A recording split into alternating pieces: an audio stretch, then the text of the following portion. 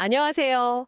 오늘 저희가 함께 파고들 내용은요. 정말이지, 좀 놀라운 선언으로 시작합니다. 그러므로 이제 그리스도 예수 안에 있는 자에게는 결코 정죄함이 없나니. 이게 무슨 뜻이냐면 하나님께서 당신을 더 이상 뭐랄까 평가나 심판의 대상으로 보지 않으신다는 거예요. 마치 부모가 자녀를 그냥 있는 그대로 받아들이듯이 그렇게 온전히 받아들이신다는 거죠. 이거 굉장히 파격적이지 않나요? 네, 그렇죠. 우리가 보통 이 정도면 은혜롭다라고 생각하는 그 수준을 훨씬 뛰어넘는 선언이죠. 그래서 이걸 들으시면 정말 감사하다 이런 마음이 드는 분도 계실 테고 또 한편으로는 어, 진짜 그래도 괜찮은 건가?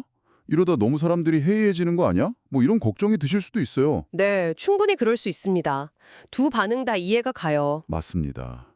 그래서 오늘은 제공해 주신 자료들을 좀 깊이 보면서 아니 대체 어떻게 이런 엄청난 선언이 가능하게 된 건지 그 근거를 한번 제대로 파헤쳐 보려고 합니다. 단순히 그냥 정보 전달, 요약을 넘어서요.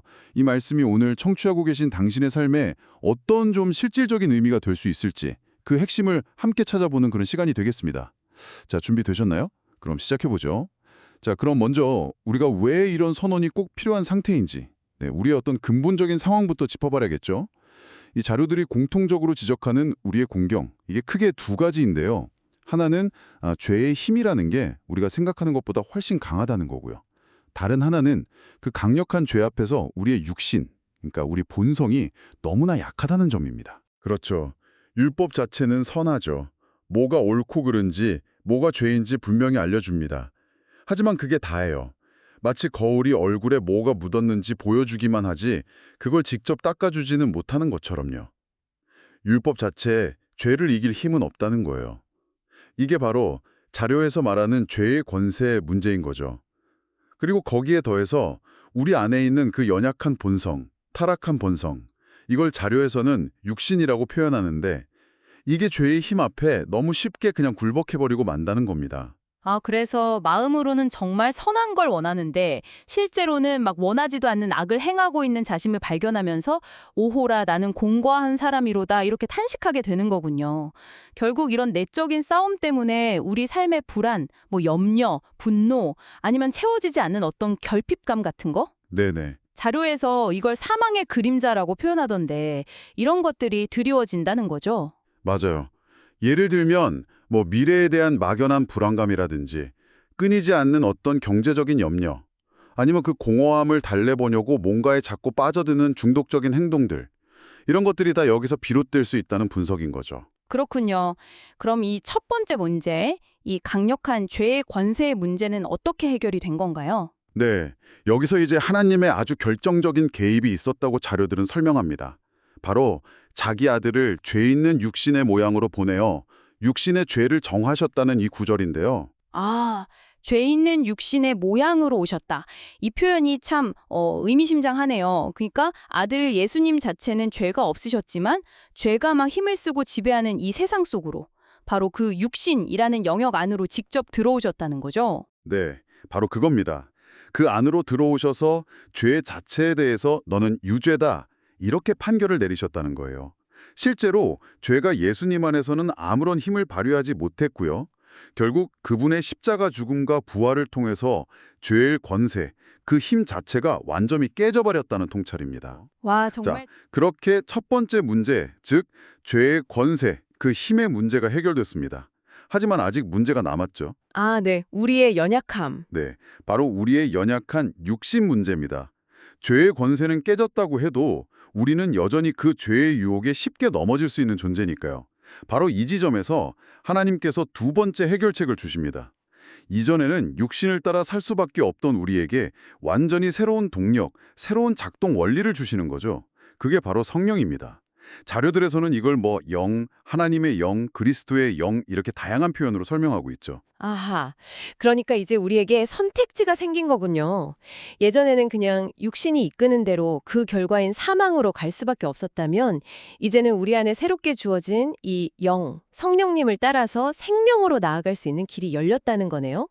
육신 대신 영을 따를 수 있는 가능성, 이게 생긴 셈이군요. 정확합니다. 네, 하나님께서는 먼저 아들을 보내셔서 죄의 권세를 깨뜨리셨고 그리고 이어서 성령을 보내셔서 우리가 더 이상 육신의 지배를 받지 않고 영을 따라 살 수 있도록 새로운 길을 열어주신 겁니다.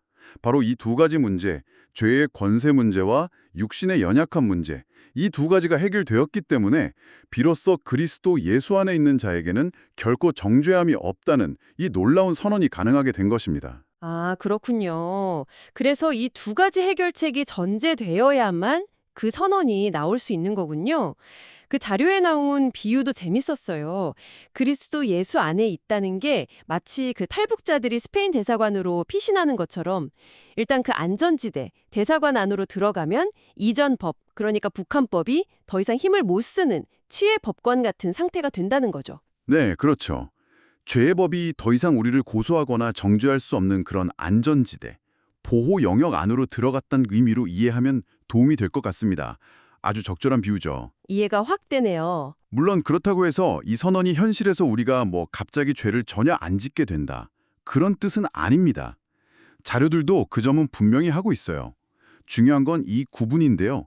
정죄로부터의 해방, 그러니까 법적인 신분의 변화는 예수님을 믿는 순간 즉각적으로 일어나는 거지만 죄의 실제적인 영향력에서 벗어나서 점점 더 성숙해지는 것, 이건 영을 따라 행하는 꾸준한 과정이라는 점입니다. 아, 과정이다. 네, 우리 안에는 여전히 육신과 영이 함께 있거든요. 그래서 매 순간 영을 선택하고 따르는 훈련, 이게 바로 신앙생활의 여정이라는 거죠. 네, 정리를 좀 해보자면요. 원래 우리의 상태는 죄와 육신의 문제 때문에 사망의 그림자 아래 놓여 있었는데 이제 예수 그리스도 안에서 그 신분이 바뀌면서 우리 삶에 생명의 그림자가 드리워지기 시작했다. 이렇게 볼 수 있겠네요. 물론 현실에서는 여전히 삶의 어려움도 있고 죄와 육신의 힘이 강력하게 느껴지고 그래서 그 사망의 그림자가 아주 위협적으로 느껴질 때도 있겠지만요. 적인 통찰은 이것이죠. 우리 여정의 최종 결과는 결코 죄와 사망의 승리가 아니라는 겁니다. 이미 우리에게 보장된 것은 생명의 승리라는 사실입니다. 그래서 결코 정죄함이 없다는 이 파격적인 은혜의 선언을 그냥 지식으로만 아는 게 아니라 정말 마음에 깊이 새기고 날마다 믿음으로 그 자유를 누리는 것, 이것이 중요하다고 강조하고 있습니다. 그렇군요.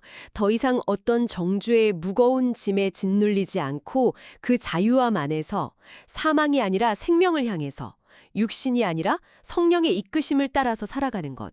이것이 오늘 당신의 자료들을 통해서 우리가 함께 발견한 핵심 메시지라고 할 수 있겠습니다. 네, 마지막으로 이런 질문을 한번 던져보면서 마무리하면 어떨까 싶습니다.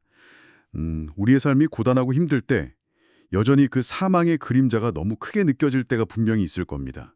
그런데 바로 그 순간에도 혹시 당신 안에서 아주 작게나마 조금씩 자라나고 있는 그 생명의 그림자는 혹시 어떻게 나타나고 있는지 한번 돌아보는 거죠.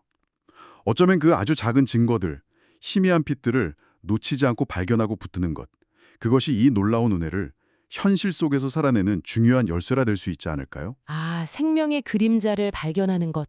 정말 중요한 질문이네요. 오늘 정말 깊이 있는 탐구 함께 해주셔서 감사합니다. 다음 시간에 또 흥미로운 내용으로 찾아뵙도록 하겠습니다. 고맙습니다. 네, 감사합니다.